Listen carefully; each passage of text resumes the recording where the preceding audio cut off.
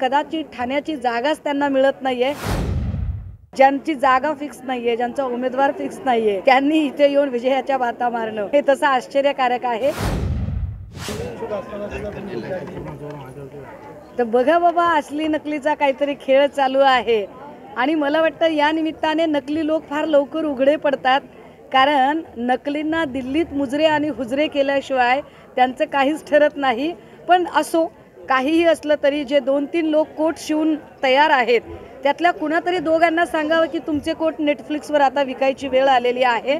काय ते एकदाचा उमेदवार, पण माझ्या माहितीप्रमाणे कदाचित ठाण्याची जागाच त्यांना मिळत नाहीये असं काहीसं चित्र आहे।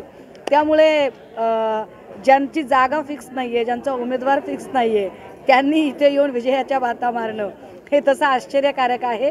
असो, आम्ही आधी म्हटलं ना आत्ताही म्हणतोय, इथे साक्षात मोदीजींनी जरी उमेदवारी अर्ज भरला तरी सुद्धा ही जागा राजन विचारे साहेब ताकदीने आणि मोठ्या लीडने काढतील, आम्हाला विश्वास आहे।